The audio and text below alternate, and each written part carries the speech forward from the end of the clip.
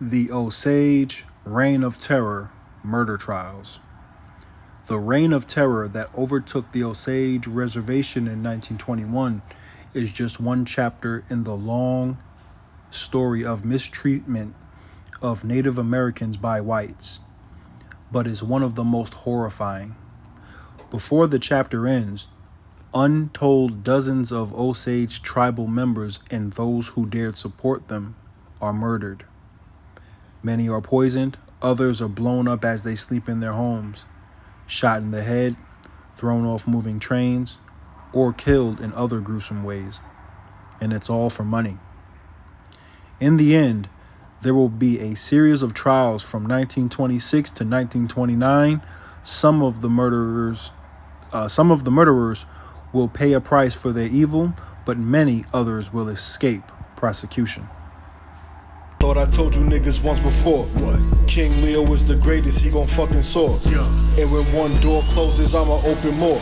I'm like Jordan on a beat when I'm ready to score. Rap ninja, interested in getting fast figures. A fact spitter with lyrics. All right, everyone. Welcome to another episode. Let's get into it. So, today we're going to talk about the big difference between them and us. Them as in white people in America, the people that are the decision makers, the lawmakers, the people that use the private prisons. They run the private prisons as a business. It's strictly business, and they don't care who falls victim to these private prisons. We already know who makes up the biggest majority of the prisons anyway. But anyway, we're going to talk about the big difference between them and us. So, just in case you've been living under a rock, white people, the power players in America, the decision makers, they're not afraid to kill you. They're not afraid to shoot you in the head, take your life, just to stop your company from thriving, for example. Okay? They're not afraid to do something like that and then steal what it is that you created. Okay? They'll create another product just like it and then put their name on it after they kill you. This is the big difference between them and us.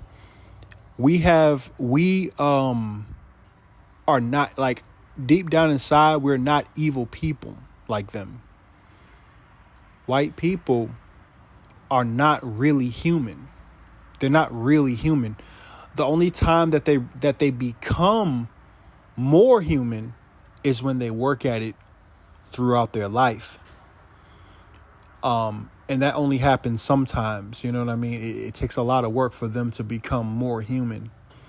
But in reality, white people, generally speaking, are soulless. They're soulless.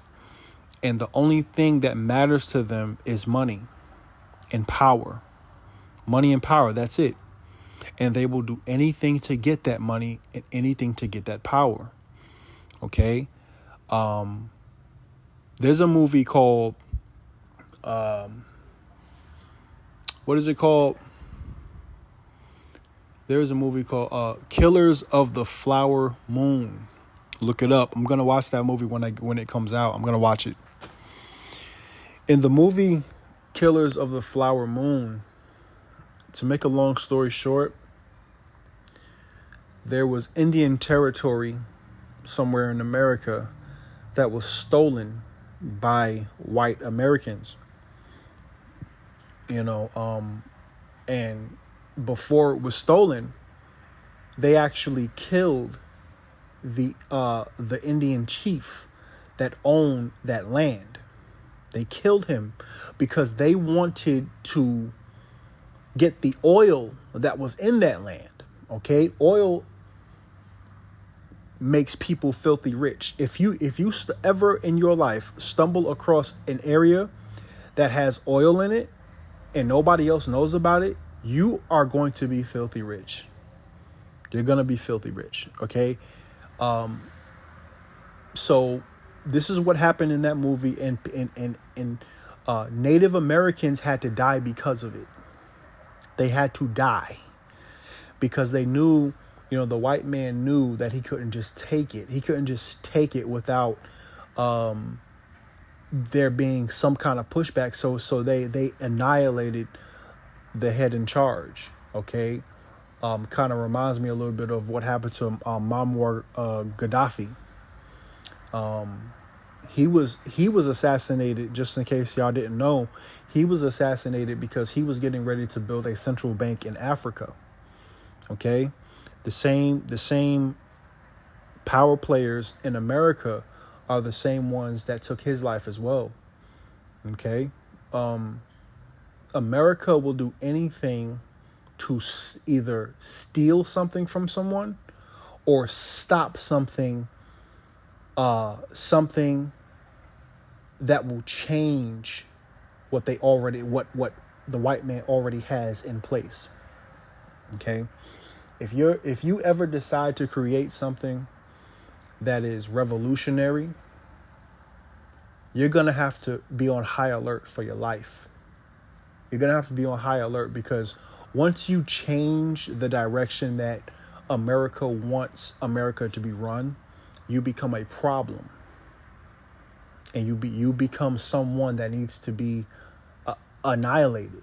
Okay, I can go on and on with these types of topics and how many people had to lose their lives in history just because they were making big changes in America.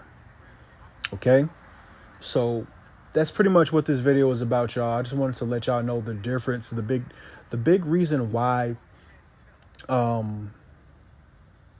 these people keep winning. The big reason why white Americans keep winning is because they're not afraid to take your life. It's that simple. They're not afraid to kill you. They're not afraid to call it a gang hit. They're not afraid to, lie about what happened. They're not afraid of anything, because at the end of the day, guys, they run everything. They could hire someone to take your life, and then they'll hire some media personnel, people to say, yeah, so and so who just got taken out of here, he was a child molester, he was a drug addict, he was a thief, and all of this fabricated stuff to make you believe you got what you deserved, despite the fact that you were getting ready to build 10 schools for black children. You see what I mean? This is the type of stuff that happens when you make big moves in America, or when you own something that America wants. You're on the chopping block. Anyway, guys, I just wanted to say that real quick in this video. I didn't want to make this video too long. Thank you for watching. Y'all already know what it is. Stay tuned for future videos. Subscribe, like, share with your family and friends. Peace out. I come from a place that's real scary. Big guns, like military, real shit, no fairy tale. I possess a shit ton of knowledge, I'm like the holy grail. I was born with high perseverance so that I never fail. They tried to label me crazy, and so I hid the pain. Tell 'em. Big pharma selling alternate cocaine. Tell 'em.